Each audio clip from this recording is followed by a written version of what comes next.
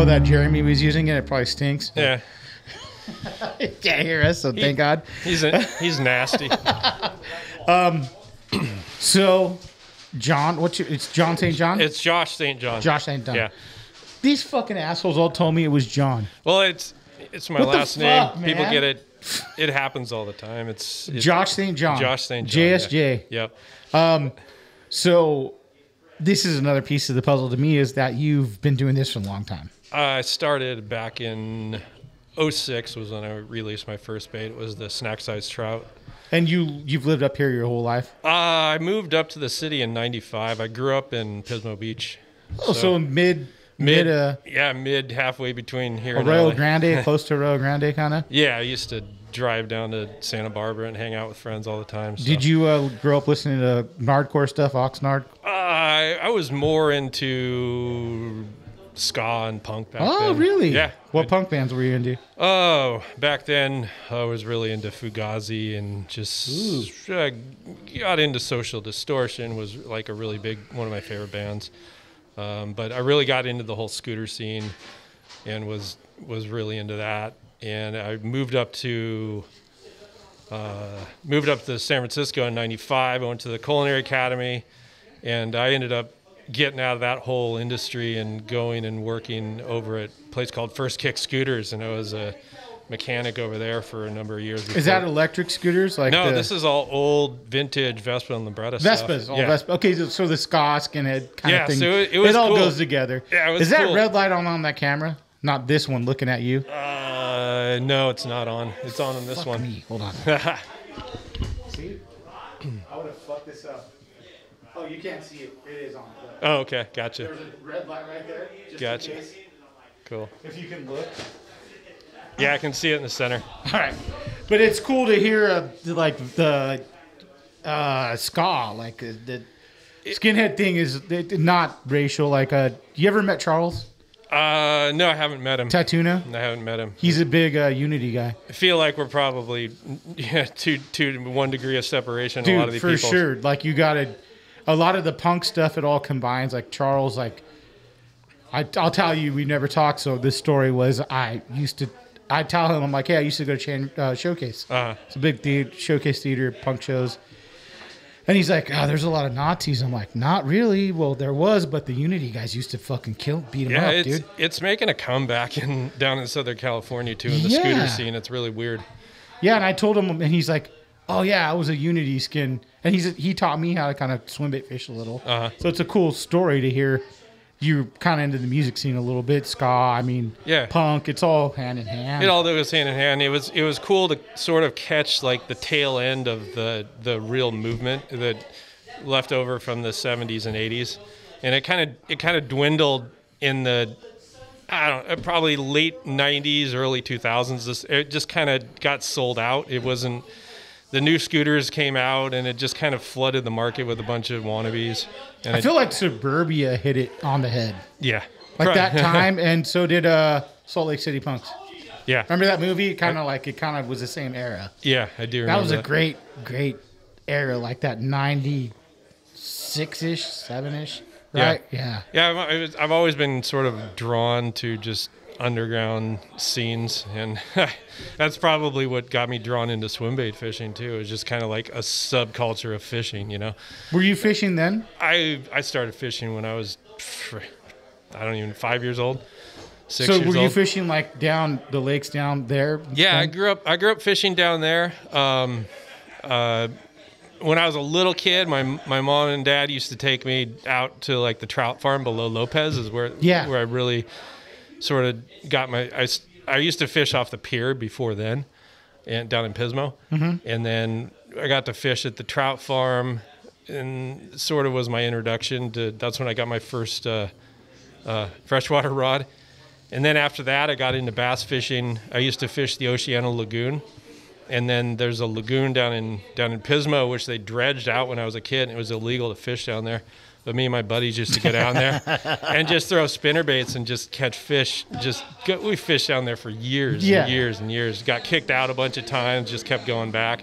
We had boats hidden down there, chained up to the trees. Oh, so you take the boats out in the lagoon? Oh yeah, but we got away with it because we were kids. Yeah, we got away with murder.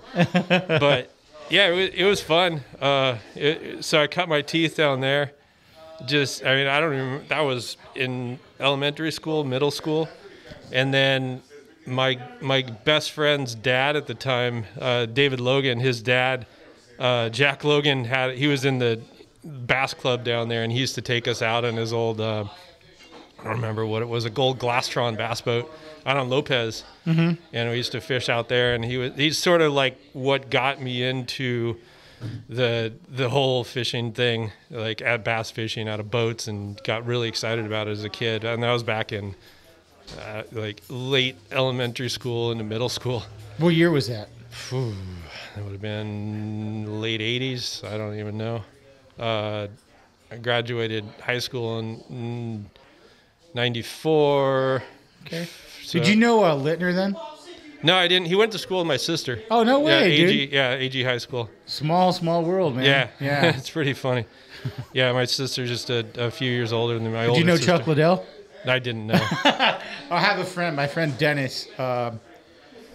His name's McDonald, Dennis McDonald. He grew up in Arroyo Grande. Okay. He's a punk guy. Yeah.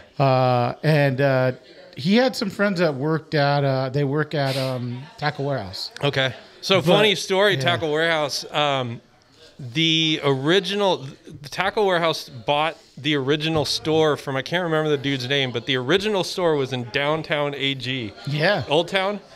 And that was I think that was in late 90s, maybe early 2000s. I can't remember when they bought it, but that was the store that I really bought my first swim baits at. They had Regos in there, and I bought my first bluegills, some of my first hard baits in there, and that was the first store that I bought my swim baits in. That was, I think it was late 90s. And that was basically where I got introduced to it, going in there and seeing it. It was just this little store, probably not much bigger than the room that we're in now. Caesar's place. Yeah. Yeah, and it was just packed to the walls, but you could barely walk in the place. It was cool.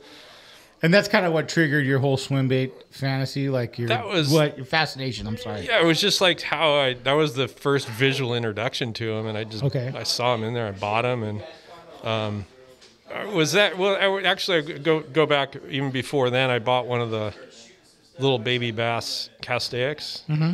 Used to come in the little white box, the little stamp, the green stamp on them. And it was funny. It was just like this little. It was probably only like a 5 or 6 inch little baby bass. Started throwing those and lost a couple and got. They were like $50-something, so I couldn't afford to buy more at the time. But I got more into soft bait stuff because they were more affordable, and I was losing a lot of it. Like this, that was when the Castaic started coming out. The early boot tail little Castaic, they had the 6 inch and then the 8 inch ones. Those were sort of the first ones that I threw back, and then like in the early 2000s, and started really sort of figuring it out with those baits, like putting it up into things that like just was afraid to throw those more expensive baits into, essentially. Yeah. They'd sell them at Walmart at some point, and I would just go around to different Walmarts and just clear the shelves and just buy as many as I could. That's a good idea, dude.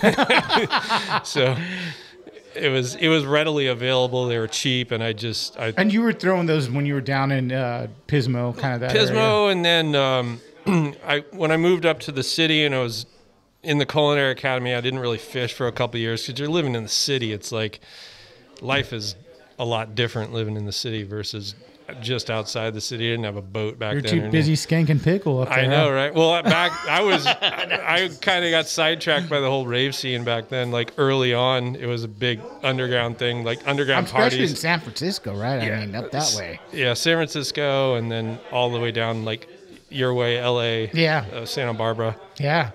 So I got pretty sidetracked by that whole thing. It was a cool underground scene though back then. Before that kind of going back to that whole subculture thing. It's like once stuff kind of hits mainstream, I just kind of lose interest in it a little bit. Is that why you've lost interest in swim bait fishing? I'm just fucking. It goes in and out, just like anything. Your interest comes and goes. But yeah, it's not going away. So do you when you were up there, when did it click back in? Where you're like, hey man, I swim bait fishing, maybe even fishing. You might not have been swim bait fishing. It was I didn't only swim bait fish, but it was. I can't remember. It was 99 or 2000. I got my first boat up in Dixon at the Gone Fishing Marine up there. Wow. About a used. It was a 97 Stratus with a 115 Evinrude on it, and I got it for like $15,000 or something like that. But it was a real boat. It wasn't like... Yeah, it was my first boat. I just went straight into a fiberglass boat. I was looking at aluminum boats, but I was looking at fishing Clear Lake and all these other lakes, and I just didn't seem like a good idea. Which is a crazy story that you jumped straight into a fiberglass boat. Like, a lot of dudes go, oh, I bought this boat for $1,000, or I bought this boat for $200. You're like, no, I want the... I think it goes back to from when I was a kid. I mean, when I first started fishing with my buddy's friend, I mean, he was fishing out of an old Glastron full bass boat, and I just didn't want to... Felt like I was going backwards if I stepped into an aluminum boat at that point. Right, I mean, no, they're awesome. I mean, I've been thinking about getting one for smaller bodies of water lately. But so I'm not talking any shit about them, but it didn't fit. I'm going to be fishing Clear Lake. But this is the thing is not saying you're talking shit, but you like are skipping a whole just instead of going like, let me dip my toes in. You're like, no, I'm gonna fucking I'm jumping in the water. When I get into things, I jump head first. Yes, there you go. I don't fuck around usually. Yeah, and that was. I had tournaments in my sight and everything, and I didn't go there immediately, but I got some good years out of the boat. I got my first 10-pounder out of that boat. It was just... and you were fishing Clear Lake at the time? Clear Lake, Berryessa. Before, Berryessa used to be just sort of the ghost town. Like, you'd go up there on the weekends and you might see 5 boats. That's crazy, dude. Up here, like compared to down south, it's like you never... Yeah, and... Berryessa only in the last 10 years has become sort of a destination point. It didn't used to be like that. Yeah. It used to be, it's cool now, but back then it was neat that there's something with a land trust or something up there there used to be houses all along the whole lake, and that time period ran out, and all those people that had like houses and trailers and stuff along the lake got kicked out. Okay. And it was somewhere around then, like, one of the marinas shut down, and like it was a lot of the stores and marinas and everything got taken away, but then more traffic came to the lake. It was kind of weird. It almost seemed backwards. More people fishing. Yeah, stuff like that. Is that a body of water? So I'm not sure. Can you swim in that in Berryessa? Yeah, it's like a full lake, not like down south. We got Diamond Valley. You can't touch. Yeah, it's just as big as Clear Lake. Okay. Oh no way! It's big. Yeah, it's big. It's got a lot of different variables. It's shallow water. When the lake's full, there's a lot of shallow grass, weeds, weed lines, and then you can fish deep water, shallow water, flats, rock humps. It's a lot of different styles of fishing there. You can kind of choose what you want to do. Were you into bait making at this time, or you just kind of were fishing? I was just fishing back then. I was painting baits. I started painting baits when I was a kid, like wiggleworts and stuff, stripping them down and painting them with like testers, doing my own crawdad patterns. No way, and stuff. dude. Yeah. Damn. With what were you using then? For paint? Yeah. Oh, testers. I was just like hand brushing it with testers. Like and then, and then eventually started spray painting them and stuff. And then I got my first airbrush. I don't even remember when. Damn. What year was that? I don't even know. Probably. I was in like middle school or something like that. What kind of hairbrush was that? You don't even remember. Piece of crap Badger, I think. I don't know. Badger, they've been around forever. Yeah. Huh? It was just like some plastic one. I was just using it with the little aerosol cans. It's still cool as shit, like to hear like something old like that. Like you've been into this for like a long time, you know? Like fishing's been part of my life ever since. But not even that, bait building, painting, stuff like that. Like since you don't hear guys going, oh, I've been doing since middle school, I've been painting baits. Yeah, I started making my own swim baits in probably 2003, 2004. And I was inspired by some stuff that was already out there, like the triple trout and everything. But the reason I designed the snack size is the triple trout didn't do what I wanted it to do. And this is right when I was starting to get into tournament fishing. And back when I bought my boat at Gone Fishing Marine, they sold like early bass tricks and stuff. I mean, I don't know if you know about like some of the early top hook bass tricks were out right about that same time that the Castaic was out. Mm-hmm. And not many guys know about that, but Bruce Porter was contributed quite a bit early on to the soft. Is that the owner from at the time from Bass Tricks? Bass Tricks, yeah. And before the Bass Tricks, there was a lot of top pour stuff, and like a top. So Bass Trick was doing like a molded injection. Yeah, like it wasn't even injected. It was just, I think they were just top pour, really simple, rudimentary patterns, but they had lead heads in them and a top hook.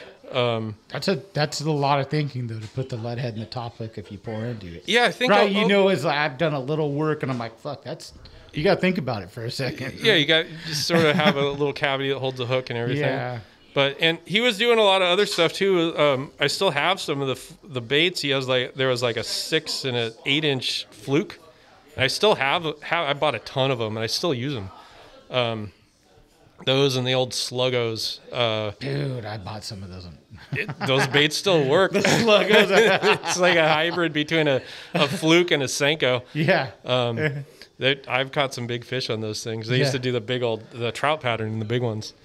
I don't remember. I lost my train of thought. I don't remember what it was. We were talking about when you were building baits. You were you didn't have the bait you wanted. Yeah, so I had some triple trouts and I liked them, but I wanted something that was a little bit more darty. Something, I call them trick baits now. Something that's a little more versatile than. I mean, you can do it a lot with the triple trout. Don't get me wrong. Mm-hmm. And I've caught a lot of fish on them, and I did back then as well. But I wanted something that was a little bit more darty and something a little bit more less fluid. Something you could work and twitch and pop, and that's what I did with that original bait, the snack size. And that's your first bait? That was the first bait that I released back in 2006, I believe. And probably the highest numbers bait that I sold been the hard baits. I sold well over 1,000 of them. Were you on a forum at the time to sell them, or did you just do it like on your own? How'd that work? Back then, so I was on Western Bass back then. A lot of the swim bait guys were on Western Bass back then. And that was Mark Menendez's site from Bass Tackle Depot. Mm-hmm. Even before he opened Bass Tackle Depot. And then after that, there was Cal Fishing with Rob Bellany. A lot of the swim bait guys were on there. Mm-hmm. And then after that was way before Swim Bait Nation. Then after that, Swim Bait Nation started. And it was I was still on Western Bass and Cal Bassin. And it was about the time when Swim Bait Nation got started. I was on there when I released the first snack size, and it was a whole different thing back then. So snack size, if you can explain what it is. What it was is the joint configuration and stability of the bait. I figured out. I was able to manipulate the fins in such a way that it made it really stable, so you could burn it on the surface, which is really hard to do with and it won't turn over. With a small light bait. How much did it weigh? That bait was only like 2-3 ounces. Dude, that's light as shit. But what happened? I was able to angle the fins both in the front and the center, so you could burn it and twitch and pause it, and on the surface, and it wouldn't roll over. A lot of it's really hard to do with the small light bait, but I also figured out everybody was using metal pins at that point, which add a lot of top weight. And I was able to, I started, other than Mickey, I was one of the first people to use the carbon fiber pin.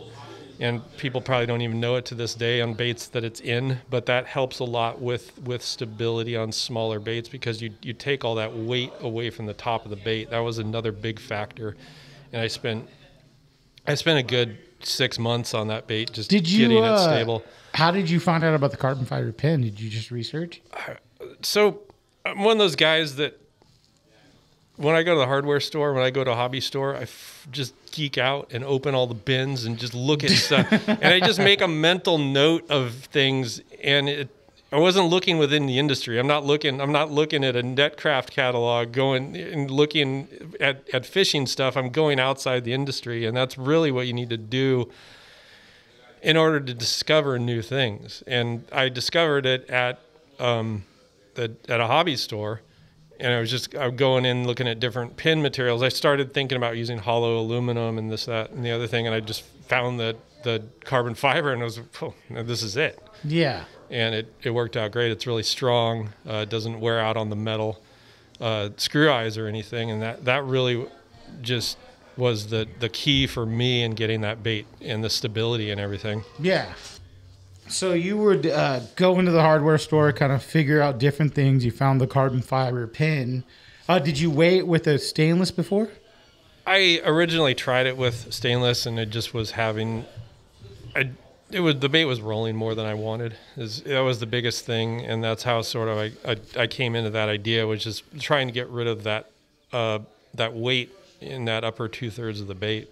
And that little bit of weight actually made that big of a difference? It really does. Dude, that's wild. It comes down to just minute changes on some of these things, especially on the smaller baits. Once you get into the bigger baits, you have a lot more mass that you're working with, and it doesn't matter as much. You can get away with more on a bigger bait versus a smaller bait. And that's the funny thing about cost, is people expect smaller baits to be less. And you put more work into a smaller bait. I would rather make an 8-inch bait all day long than work on a 5 or 6-inch bait, because you put the same amount of work into it, and people don't want to pay as much for it. Now, that's something you learned, I'm sure, as you went. It's like, what the fuck, man? Like, 100%. You know, it's the same. It's the same shit. It took you the same amount of time to design an 8 to design a 5, 2, whatever you fucking make. It's going to be the same work you put into it, right? If not more, because it's little, it's going to turn over, right? Yeah, it's a lot of work, and the market was different back then. There wasn't as big of a market, because this is back when swim bait thing wasn't. It was still an underground thing. Not many people were doing it, so the numbers were less, and the market. I was wholesaling those baits at $50, and they were retailing for $85 back then. I wouldn't even think about doing that these days. It's just not even worth it. But that's what the market could bear. So you were selling them at a tackle? Yeah, I had them at tackle. I had like 30 stores back then. I mean, I really jumped into it. So Mark Menendez really helped us out back then, like with Jeremy. Myself, remember Ty Lure back then. A number of guys. Mark Menendez really helped us out with Swimbait Nation and Bass Tackle Depot. He would get a booth we did booths like 3 or 4 years in a row, and he would front the whole booth as long as we brought our stuff in and this did is the where show. at? This was Bass Tackle Depot. Okay. And we would do the ISE shows. Okay. And he would always get prime placement, like as close as he could to the tank. And he was kind of a player back then. He was into all different things, and he really helped us out. So I gotta say, like he helped us out. His magazine was really good. He did a lot of articles that helped. I've got mentions in a bunch of different magazines like Field and Stream and stuff like that. That's so cool, all that man. stuff Yeah. helped. It was sort of just, it was still kind of old school back then. We didn't have social media. We didn't have any of that. And it was a whole different deal. So you just had to kind of go, I was just cold calling stores. I mean, I just sat, it's a job. I treated it as a job. You just like cold call stores. And That's all you were doing at this time? Yeah, I jumped right in. And you were a chef before this. So I was kind of going back to my whole whatever I do, a little bit of everything. I did Culinary Academy in 95, 96. I worked at Coletto's downtown San Francisco for like a little over a year and a half. Quit that. What's the place in San Francisco? I'm sorry. Oh, that's cool. I was listening to How It's Built. You ever listen to that podcast? I've never heard that one, no. The dude from Chipotle that owned Chipotle worked at a 5-star restaurant in San Francisco. I forgot what it was called. There's a lot of really nice restaurants. I'm just like, oh, like I'm all dorking out on this shit now. Like, there's a whole restaurant scene in San Francisco. It's crazy. Are you still big into like? I'm not. I've never been a foodie. I'm way more mechanical, and I worked on the line when I was there, and it's really mechanical. That's what you liked about it. Yeah, I think it was. I've never been a foodie. I've never been super into food, but it is very mechanical. And that's sort of, I guess, what I learned out of it is it was just more of a way to move out of the house and go and do something and just keep moving at a younger age. And after I worked for a year and a half on the line at Coletto's, I got this job offer from my friend Eric, who owned First Kick Scooters, and I just said, yeah, sure, whatever. Went in there and was a mechanic there for 6 years. And were you building swim baits at the time as well? That I wasn't back then. Okay. No, I was still fishing, but I was really into the scooter scene back then still. And then after that, I'm just kind of going down the timeline here. Yeah. I went off into business myself doing high-end custom restorations on Vespas and Librettos with my old buddy Mark Wilson down in so I was up north and he was still down in Pismo, Grover area, and he did all the paint work and then I did all the mechanical work. So I just drove back and forth a lot because my parents still lived down in Arroyo Grande. And I did that for a number of years, and I had a shop up in Novato, just above San Rafael back then. And after that, I was getting kind of sick of it. The whole scene was just kind of dying out, and I was sick of it. And my neighbor, I had two things sort of going on at once. My neighbor next door, Kirk Taylor from Custom Design Studios, he does custom motorcycles, and he hired me on to do paint work and fabrication. So I learned a lot of. I started doing a lot of metal fabrication there, and that's kind of how I cut my teeth doing metal fab and paint work, and that's really where I kind of learned a lot of the minute details of paint work and everything. Mm-hmm. I was painting stuff before then with the scooter stuff, but this got into a whole different level, doing graphics and airbrush work and stuff like that. He did a lot of like really high-end cool stuff, and that was a really fun thing. I worked there for a couple of years. And while I was there, got to do some cool stuff. I got to work with, he was friends with Johnny Chop back then, and that was sort of when the whole motorcycle thing was taking off, all the TV shows and everything. So I got to work with Johnny Chop for a couple of weeks. James Hetfield came in and built a bike while we were there. Oh, that's awesome. I got to paint a guitar for Hetfield. I got to paint a guitar for Andy. Was it Trujillo, the bass player from Metallica? Hey, don't you fuck that last name up. What is? Tell me. You know what my last name is? What is Trujillo. It? Trujillo. So is it Trujillo? Yeah, that's my cousin. There you go. No, I'm just kidding. It's a dude from Suicidal, you mean, right? Yeah. The bass player. Yeah, so I got to paint a cool like tiki bass guitar for him. Oh, that's cool as shit, man. And then what was Diamond, I can't remember so I'm not Pantera, the Pantera guy? The Diamond dude when he passed away. Dimebag Darrell. Dimebag Darrell. Yeah. When he passed away, I got to paint a don't tell me you painted the one they put out. The white and silver guitar? No, it was the green one. So they did a production one after he died. Okay. And it was green, I think. But I mean, Dimebag Darrell's a big. Yeah, I'm a big Pantera fan. Yeah. And I wasn't really into that whole scene, so I wasn't even super familiar with him or anything. Mm-hmm. But it was after I learned, I was like, wow, this is really cool, you know.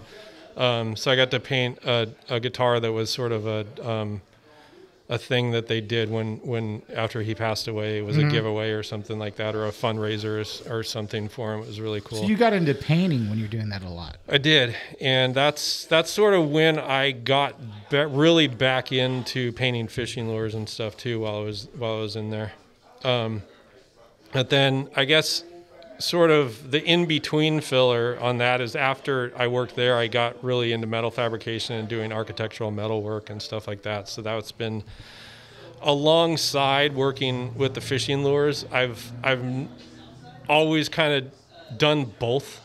I've worked for myself ever since I quit the scooter shop and just. Are you still doing the metal stuff? I do, yeah, and I pick and choose with it. I really love doing it. I just am fortunate enough to pick and choose, and if something I don't like, I don't do it. If a really cool project that I get excited about comes along, I do it, and so it's cool that I get to do that. I've got two things that I can bounce back and forth with, and recently I've been really concentrating on getting back on the bait stuff. So I'm concentrating on that this year, and that's sort of my New Year's resolution to myself is that I'm going to putting out more baits. The market has changed a lot, and I sort of in the last few years went down a rabbit hole of development, and I really haven't been producing a ton of stuff because I just went down a huge rabbit hole of development, and sort of what spurred that is that I was doing production on the Hitch 6. I developed pretty bad asthma from working with all the PVCs, the paint and plastic. Wow. And I kind of took a step back. I had to take a break from it, and I kind of stepped back and I was just like, fuck this isn't worth my health, you know. And part of even wearing masks and stuff, it still got you. It's long-term exposure. That stuff gets into your eyes. It gets into your skin. Your mucous membranes absorb it. That's funny because I had Eric from UFO on, and he said he wears like a full fucking mask. Like a full bodysuit, everything. It's smart. I mean, right? It really is. Like 100%. Like that's crazy. Yeah. I mean, some of these things that are common in the fishing industry aren't really labeled as at all, first of all.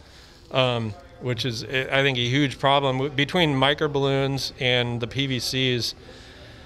It's amazing how the fishing industry gets away with selling that stuff without warning labels. So, not to harp on that, but yeah, if you're pouring baits and especially hard baits and you're messing around with microballoons, it's no joke. When you say microballoons, can you explain that to So us? the microballoons are the small light microspheres that you add to hard baits to make them float, and you add those to the resin, but they're lighter than air, so they become airborne. And the only safe way to work with them is to use a downdraft table. Like it works sort of like a paint booth where you just have an open down. table. You got the holes around the whole thing. Exactly. Okay. And what I did on mine is it's really simple to set up. Is I just took a piece of expanded metal with a 24 by 24 inch air conditioning filter, and I duct taped that in. I built a box that's all sealed with silicone and everything, and my shop's upstairs, and I run it downstairs through the floor into a big old shop vac. And it's all it takes. You just need a little bit of vacuum to pull those things to keep them from going up and getting airborne. Because just going through that filter. Yeah, and they go into the filter captures a lot of it, and I throw it away every couple months or so. Okay. But most of it goes into that vacuum downstairs, and then I just take that whole thing outside and do it as safely as I can. Kill all the birds and animals and everything. Right, I know. Well, the crazy thing is, so the micro balloons are in everything. They use them in filler and food. Like you eat a hamburger at McDonald's and like a micro balloon. Yeah, it's probably like 20%, 30% micro balloons. I mean, they're inert. They're inert. Do you try to eat healthier now because of that shit? I try to eat Are healthier. you vegan? I'm not vegan. No, Are you vegetarian? No, never touched that. No. But I'm recognizing I'm getting older, and I try to eat as best as I can. Yeah, right. but going back to you don't want that shit in your lungs. It's like fiberglass. It just embeds in your lungs, and you'll never get it out. So if you breathe it, it's like smoking was it cloves? Yeah. They taste so good though. Right. Or what the old cool cigarettes that had like fiberglass in them. Yeah, they're minty fresh, right? Right. They taste so good. Yeah, until you die from it.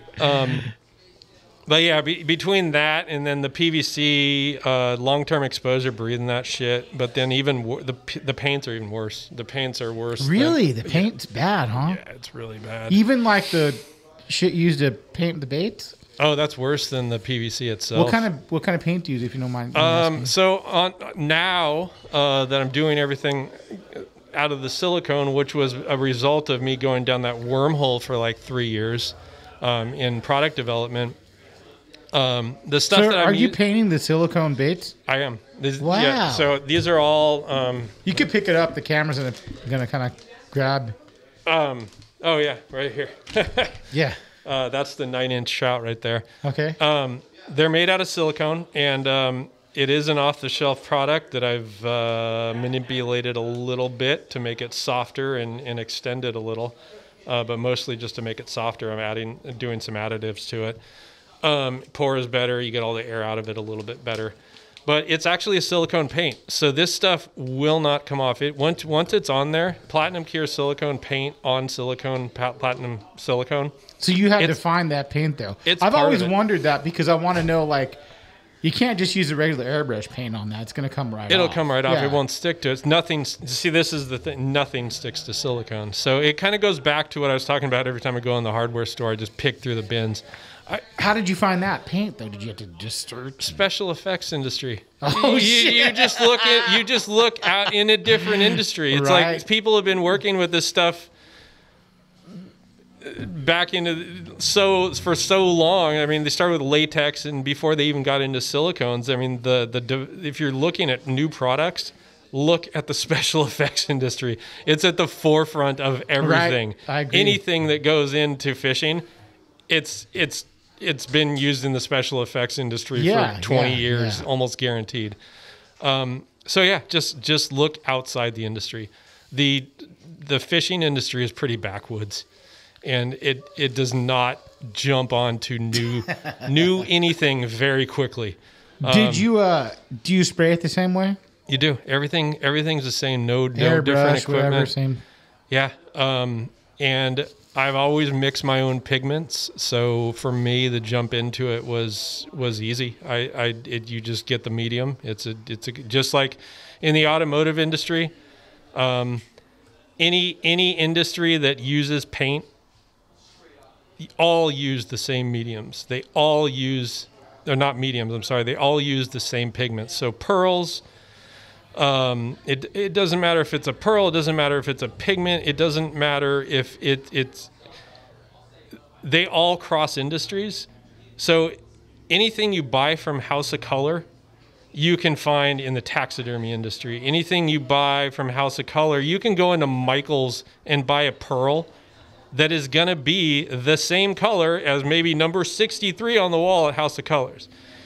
The quality is going to be different. They have different quality for different price points. The stuff that you buy, House of Colors pearl, take like a blue pink or what they call it, a red duo red blue or whatever, which is like a pink color.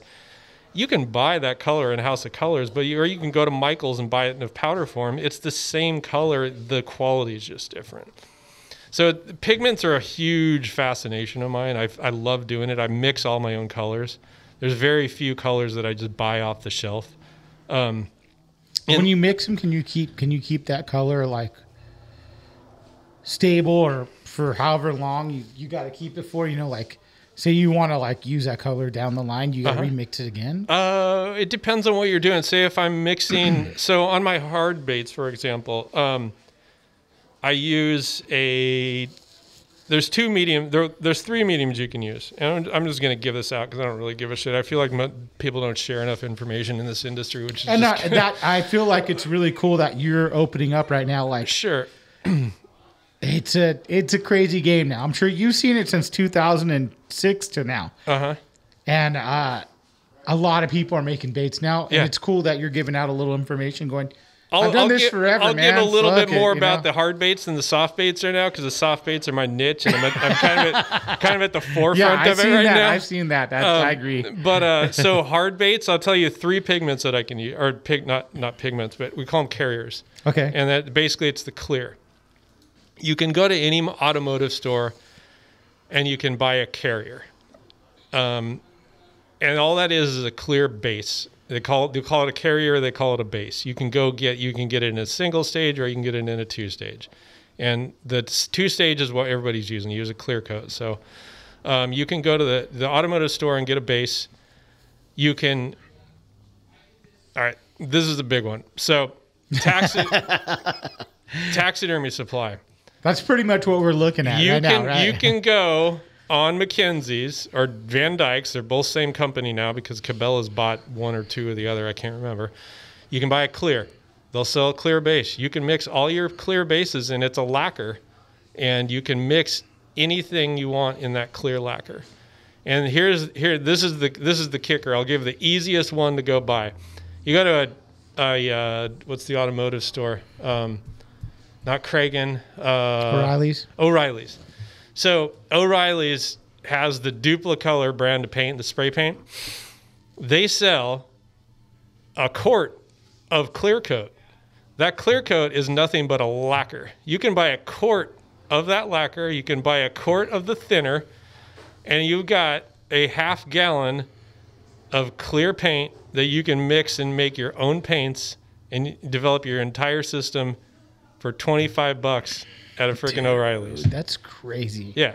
Stuff is, I'm telling you, just cross industries. But it's research. Like, how many times do people want to put that research in? Like, you're sitting there going, hey, I got to figure this shit out. I like researching. You're doing that. That's a whole different story. I'm always doing and it. It's not like just like, hey, let me Google some shit. No, I'm going to go fucking find it. Yeah, you know I'm not on the forums asking for information. Exactly. That's what I'm trying to say. It's like, it's a big difference. Yeah, it's I've always sort of just paved my own path, and that it's always just crossing industries. Like I said, the fishing industry is at a standstill compared to other industries. Are you okay with like people messaging you and being like, hey man, I have a question. Is this do you know like another bait maker? I get questions all the time, and depending on how it's phrased and who it's from, I either give up information or I don't. And I don't mind answering questions to people. But it's like, you don't hear from somebody, and this first time you hear, all they do is just ask you a question. It's kind of like, do I really want to share this information with this person? I'll answer people a lot, but there's no harm in it. But it's a difference of if I've reached out a couple times and been like, hey man, I really love your baits, blah blah blah.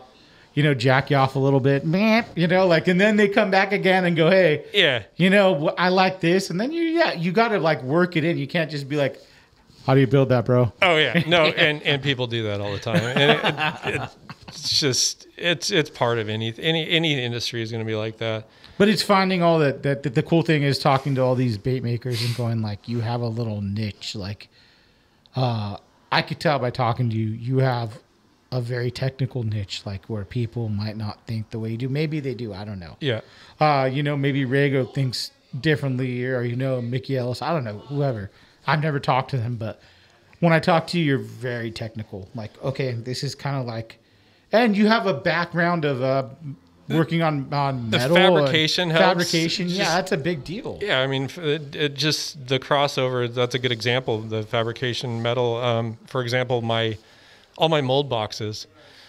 What do you make them out of? I could just go downstairs. I get a piece of 24 gauge galvanized steel. Oh God, dude, that's awesome. I measure everything out.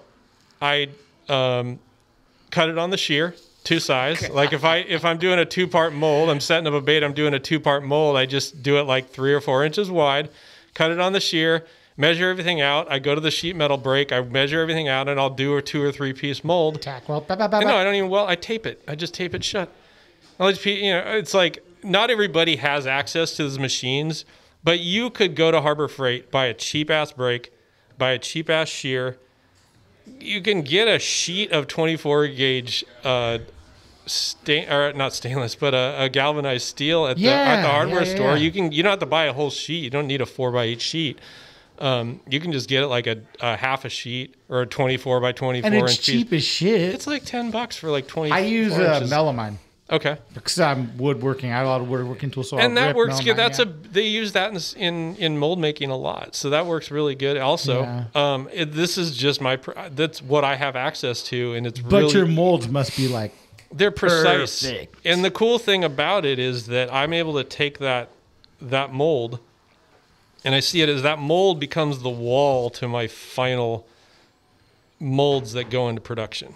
So I make it as precise as I can, because not only do I want to not use more material than I have to, if I'm setting up for a hard bait, like the Hitch 6 weedless, I just finished making the new molds of that because I'm releasing it in the next couple of weeks.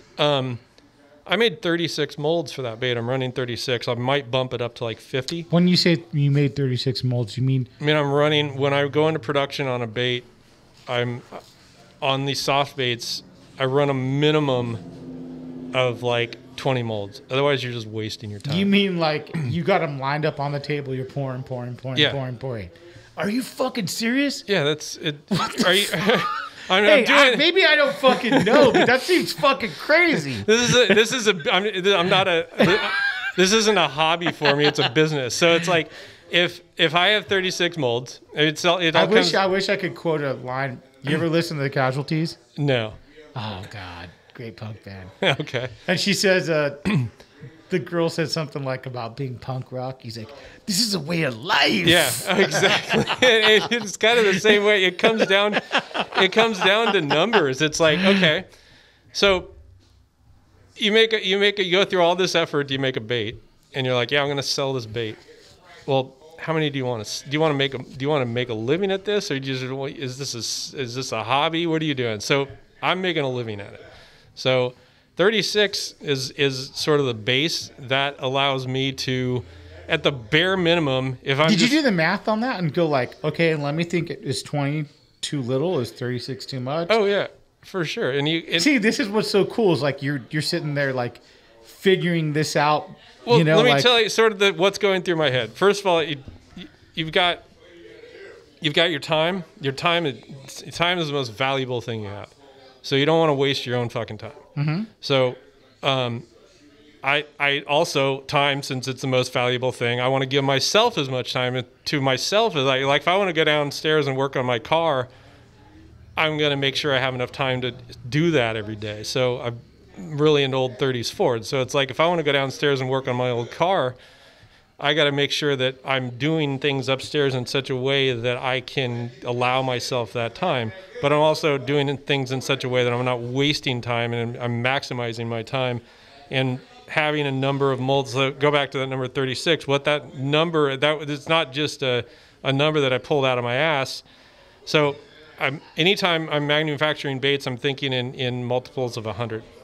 So at 36, what that allows me to do at 3 pours, I can get 108 baits. So that allows me 8 fuck-ups in order to get 100. So that also allows for the inevitable defects. So I can get 100 baits out of 3 pours of 36. Almost guaranteed. A lot of times I'll have extras, but that's just good because that's just money in the bank for you. Or that shit you'll use on your own or whatever. Right? Oh, yeah, whatever. Or giveaways or whatever. So like in 3 pours, that gives me over 100 baits. And I can do that in 1 or 2 days, or I can do that over 3 days. And then I can paint 50 baits in a day. So that's 2 days of paint work. So let's say if I'm dragging my ass, I can do 1 pour a day, 1 pour the second day, 1 pour the third day, and then Thursday, Friday, I can paint 50 baits. And by Friday, I will have completed 100 baits. And then I've still got to glue eyeballs on them and package them and everything. But it's like, do you have the wife helping you do that? This is mostly me. What the hell? What is the wife doing, man? She's home. She's home doing. She runs a thing called Odd Salon. What is that? Unfortunately, COVID hit pretty hard. It's a really awesome speaker series that she does, and she's running it twice a month. And what is it about? So she does a speaker series on history, art, and adventure, basically. That's pretty fucking cool, man. It's really cool. So you can see that on. She is doing stuff online once a month right now. She was doing twice a month, but then brought it back to once a month when it was live. And she was doing live shows in San Francisco. And she has a whole fellowship and a whole people get really competitive. They go in, she has 6 speakers a night when she does her show. It sounds like a podcast with a group. She's thinking about doing it. Hey, well, you let me know what she needs help with, and I'll tell you what to fucking get. But it's cool though. She was really doing really well until COVID hit pretty hard because she's doing public events. So she has not been working the last. Well, she's not able to do the public events, but she's doing stuff online. It's just not the same. Online. It's really not. She doesn't enjoy it as much, but it's keeping. See, I'm glad that you said that. That's the way I feel about doing podcast over the phone. We wouldn't have had the same conversation. You don't get the same interaction. No, you lose a lot. And it's the truth. Like, it's like, you guys, I mean, you want to hear different people. People go, oh, get this guy on. I want him in person. Like, I'll do people if I have to over the phone. Yeah. But if I have them in person, it's like we get a different rapport than... It's totally different. You know what I'm saying? And I'm sure you understand that. Yeah, 100%. Absolutely. I mean, FaceTime is super important in any industry, for sure. Even, and it's not the same FaceTime as you think over the phone. It's like, you got to see the person. You feed off them a different way. They tell a story. I might interject. Like, it's cool to hear that your wife's doing something cool like that too. Yeah, man. she's been successfover, and she's able to sort of pivot and move towards doing stuff online, and she has like over 30,000 followers on YouTube. That's great, growing incrementally, like pretty quickly for her. Is that what she kind of is working on? That's her deal. She's working on that now. You have kids? No kids. Oh man, you're on top of it. I know, right? That's how I'm able to keep doing what I'm doing. I've been able to travel around the world and experience life. Yeah, right. Not me. I quit my band and I didn't go on European tour because of my kids. But it's got to be enjoyable and it's whole. No, I love my son. He quit playing drums. He's 16, but he's an amazing drum. I played drums, bass, guitar before in hardcore punk bands. And my son's really, really, really good at drums, but he quit because he got into girls. Yeah. Now he's busy trying to, be nasty with girls. Yeah. You probably can't even get him to go out fishing. A little bit. My middle one, I can. We're more into music a little more with him. Yeah. Like he likes music a little more. So that's cool. We'll do stuff like that. You get to live vicariously through him now a little bit, huh? I did until he quit playing fucking drums. And I'm like, what the fuck, man? Like you were there. That was my life. You did it. Like you're amazing. Like, he's really good. Like he played in 6th grade. He played snare and this drum line and snare. Only 8th graders played. He played in 6th grade. As a senior, he played on the snare line. I'm sorry, as a freshman, he played as a senior. So now he's in 11th grade now. But COVID, you can't do shit. Yeah, it's been tough. But it's cool. I mean, all the boys are crazy. The middle boys entered a couple fishing tournaments. He likes fishing. Right on. So it's cool. But it's cool to hear like the little backstory. I'm sure people want to hear a little bit about you too as well. 100%. I mean, you've done it forever, but so you're packaging everything yourself. You're doing it all yourself. Yeah, I'm getting to a point of where this year, after it's safe to do so, I want to hire a painter and I want to hire somebody to pour and teach them the ins and outs of everything. It's so hard for you to hire a painter when you're so good. But the thing about that is, it's very. I can teach somebody to paint. Like, if you're good at something, you can teach somebody to do it. So I'd like to hire somebody with a bit of experience, obviously, but I keep everything really quite to you simple, maybe not to fucking everyone else. I say simple, but simple is after years of experience, like working with colors is, somebody might think you need 8 colors in a bait, but really you can do something better with 4. And if you can layer those colors and come up with something, I try not to get past 5 colors on a production bait unless I have to. But for the most part, most of my production colors are less than 5 colors. And it's just it's a matter of layering your pigments and mixing my own pigments. It's all about transparency. If you paint with opaques, you're fucking yourself on every coat. Yeah. If you paint with transparents, you're using your base color and you're reading through that base color throughout your entire paint job. So what a great fucking statement. 100%. Like, that's a good call because I learned that a little bit as I've been painting with airbrush. Yeah. Fucking on bullshit. Yeah. It's great. It's cool because you just get different light and everything. And you get different readings on one color. You can use one color on your back, and by using like an opaque black around the eyes or on the fins, you can have it read like 3 different colors over your silver or your gold or whatever your base color is, your white. So you're really sort of getting multiple colors out of one by painting with those transparents and reading through your base color. And the silver base that I use is definitely something I keep secret because it's a color that it's publicly accessible. I won't tell you where to get it. No, I mean, you got to have your fucking... Yeah. I mean, you got your deals that you deal with, you know, like you can't just give everything out. But. Yeah, there's the... When you dive deep into pigments go back thousands of years, and it's a very fascinating subject to me. I love talking about pigments, and I can go off on it. It's cool to hear you take this almost as an art. It is. You know, to you, like, you don't just... Every little piece, I'm sure the silicone, whatever you're using, you had to mix. You don't just use a basic silicone to inject the molds, do you? No, I don't. Do you make your own? You mix a couple things. It's all off the shelf stuff, but I have my own mix to arrive at the consistency and everything. Yeah, and that does 3 things. One, it makes my silicone last longer. It degasses it quicker, and it pours easier. So the thing that I add to it does 3 things. Mm-hmm. So it's benefit. It's just like cost benefit ratio. It's like so you can I get three benefits out of the mix that I have.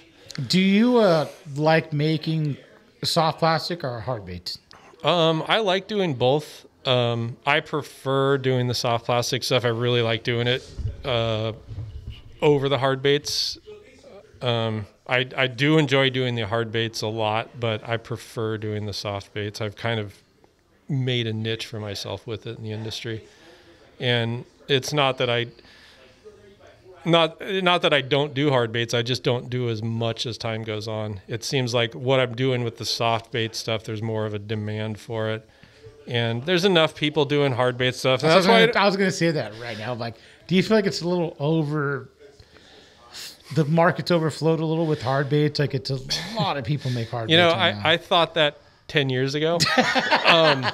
But that's the thing. It's all perspective. Everything's changed. 10 years ago, we didn't have the social media that we have now and everything. So, like, I didn't even want to make my first glide bait when I did because I thought, there's too many out there. And when was that? It was 8 years ago, 9 years ago. No, there was not too many then at all. But I'm always trying to do new stuff. I mean, I've always been that way since the beginning. The very first bait I did was not just, it's like, I've always had a purpose. I've always tried to do something new. I'm always pushing the limits and sometimes things aren't successful. And sometimes things are before their time. Like, I've done a few baits. Like the bluegill that I gave you, I did that bait in 2006. There was only 3, other than Japanese stuff, there was only 3 bluegills back then. Who was it? Jeremy. Mm-hmm. Had the shellcracker. The shellcracker. Okay. And then literally the same week, me and Matt Servant also introduced his hardgill in 2006 at the Bassathon. We both. Oh, did you go to the Bassathon as well? We both released those baits literally the same week. So that was 2006. So those were the original first 3 bluegill swim baits. Wow. And Jeremy's was wood, and Matt's and I were both resin. And also the bluegill, Matt Servant, myself, and Rago were one of the first people to do some of the taxidermy techniques. The bluegill. He talked about that, Jeremy. That's pretty fucking cool, man. And going back to when I met Jeremy, it was like some of the stuff that we learned back in the day. There was a guy who had a great website. It was fishcarver.com. And he had a DVD. We all learned a lot of stuff from him, but and that was after I did the bluegill. So I was able to sort of take a lot of those techniques and put them in my pocket and use them for further things. But just going back to like, I'm always trying to do something new. I'm not looking at what's out there. I'm looking at what can be done. And another good example of that, I've got one of my favorite baits I ever did was the pack rat. And that was a collaboration. The pack rat is the soft. Where'd it go? Let me dig one out of here. It's the soft swimming rat. It's a sinking soft bait, and the tails are not the tails, but the legs are designed to kick like a swim bait tail. And that bait was a collaboration. I came up with the idea. And that bait was a collaboration between me and Benno Hoyne from Little Creeper. Okay. I was friends with him. I met him.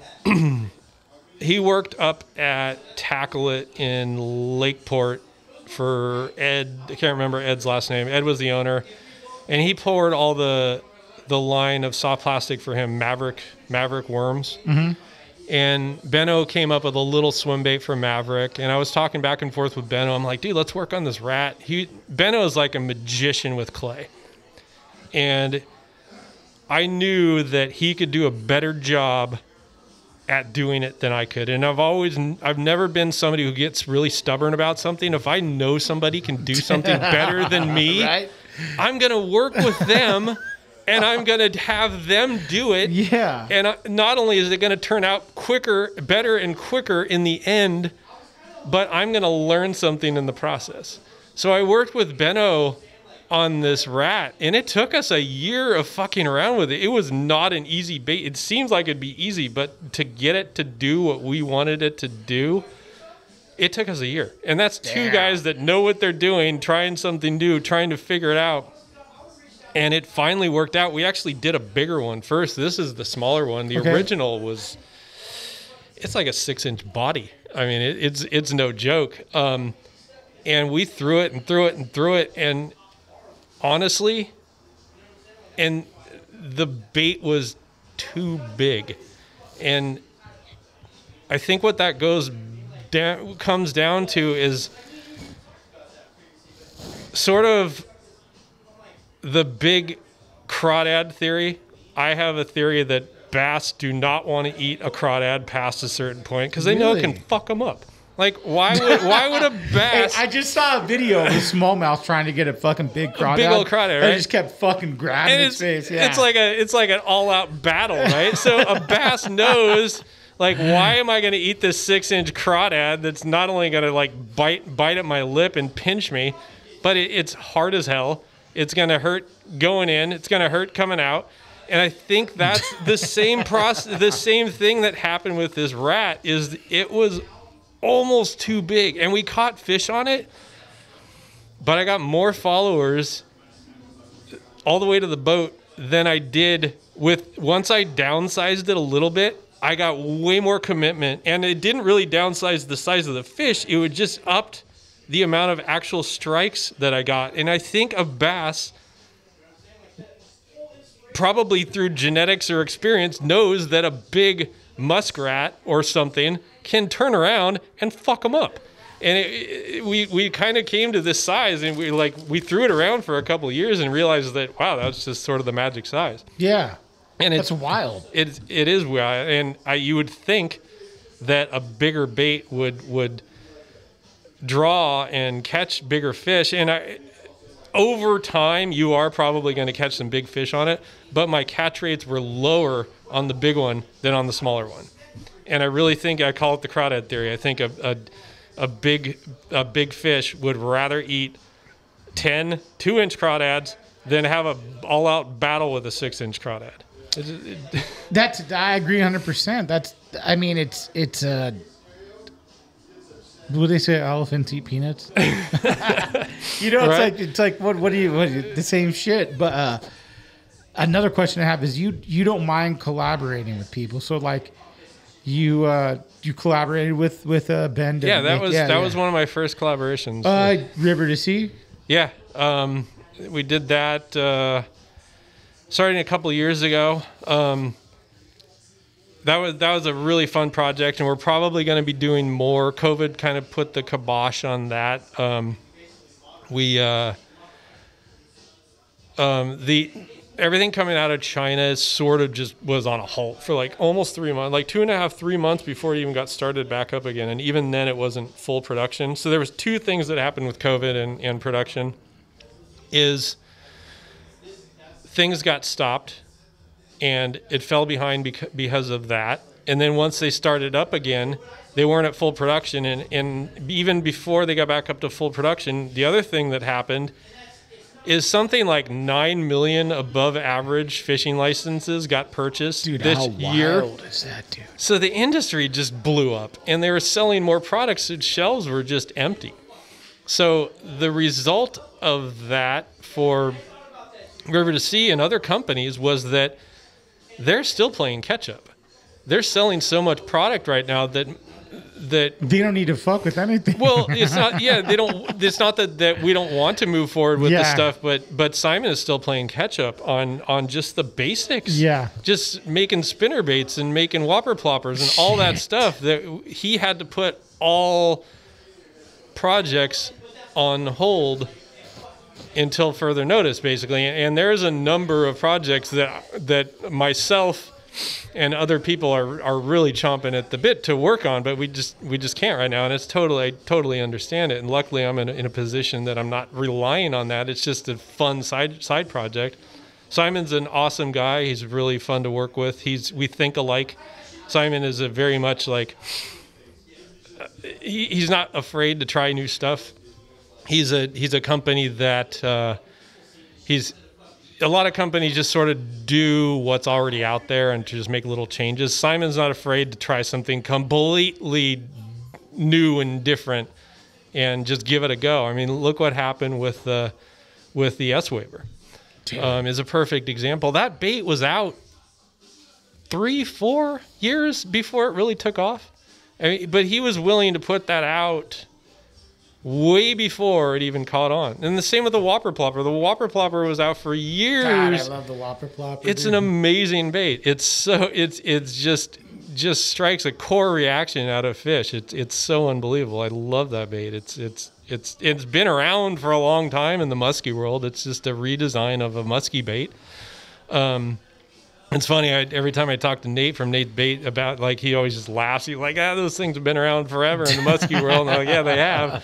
But then, Larry Dahlberg took the idea and sort of refined it and everything, and it's a really cool bait. And he's just not afraid to do new things, and that's what I really love working with Simon. But yeah, he's got some new projects with not only River to Sea. He's got some stuff he's going on with Matt Allen that's on hold, which we would all love to see. I can't tell you what it is, but I'm gonna tell you it's pretty awesome stuff. But yeah, it's all on hold right now. But it'll all come back. Everything will come back soon enough. As long as everyone's safe. Yeah, for sure. Yeah, you know what I'm saying. Yeah.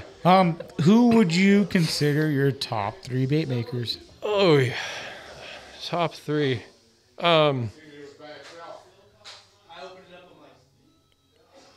Like people that I look up to, or people that I was inspired by? How about people that currently? Currently. Yeah, because I feel like everyone has the same answer as the top 3, like, original dudes. Like, I know Rego, Mickey, sure. But how about nowadays? Like, you see some guys that just really stand out to you. So nowadays, I got to say, my friend Rafa from Raphael Customs Baits, he is making some of the nicest stuff out there. Not only is it nice visually, his shit works. He is an amazing bait maker, and I'm really pushing him. Like, unfortunately, dude just got COVID. Yeah, he was working at an auto parts store and got COVID, and I was like, dude, just freaking quit your job and just start making baits, man. Like, I mean, I'm just pushing him to do it. I'm like, just start making baits. And he didn't have a website or anything. So, like, when he was sick, I went online and freaking bought his domain for him. I'm gonna help him. That's fucking cool, man. Help him build him a website and stuff. Like, just, dude, now if this doesn't change your mind, like, come on, man, what else is going to freaking live a little, right? Yeah. He's super talented. And it's always like currently. Like, I gotta say, Jeremy Anderson is a longtime friend. He's super talented. I want to see Jeremy do something new. I know he's fucking talented enough. He's got ideas. We had so many late night conversations like going on about stuff, and I know he's got so many cool ideas that I want to see him do something new. And this is just a freaking kick in the ass to you, Jeremy. Come on, do it. Let's see. My other good friend Nate Lambrecht. He's super talented. He's definitely, I think, one of the best out there as well, as far as he's of the same sort of generation that I am. Okay. Wouldn't say new at this point. Time goes by so fast, you know. Right, dude. I remember 2006 like nothing. I know, right? Yeah, it's pretty crazy. So yeah, those are probably my top 3 right there, and I'm happy to call them all friends as well. Yeah. Yeah. It's a cool community of people. It's a cool industry to be in for sure. No, I'm glad you came on, and I think we've had a pretty solid podcast. Glad to hear your story and all the history, man. And the way you go about it is different than, I've interviewed a lot of bait makers, and I don't feel like a lot of the guys have gone through the same trials you have of like fabrication. Yeah, well, that's kind of cool. Stuff wasn't available when I started. Number one, and it's just totally different. Instagram and Facebook and everything has changed everything. It's good for the industry. I love the fact that tons of people are making baits. It's really cool to see people start and evolve and do new stuff. I think it's really cool. I think it's nothing but good for the industry, to be honest. And that's why I don't mind sharing information. There's no reason to be tight-lipped about it. You go into other industries and people share information all the time. Yeah, like welding or something like that, I'm sure. Yeah. And I appreciate that. And I'm sure everybody that listens to this is going to appreciate you opening up a little bit about paint and about stuff like that. So, and that's just the tip of the iceberg. There's so much out there. It's unbelievable. Yeah, hopefully I can make another run back up here in a couple months and we could do something cool. Yeah, it'd be cool to do a round table or something with Jeremy. I'd love to do a bait maker round table, come back up and get like some bait makers, maybe you, Caesar, Jeremy, someone else. Oh, 100%. And do something like that. But thanks for coming on. I really appreciate it. Yeah, thank you for having me. Plug where they can get your baits at. Well, I'm selling direct right now off my website at JSJBaits.com, and I'll be releasing the new Hitch 6 weedless. Probably the first round of baits will be next week. I'm going to be hoping to get a couple hundred done and get those up on the website as early as next week. Sounds good. Thanks again, man. I appreciate it. Thank you. All right, take care. All right.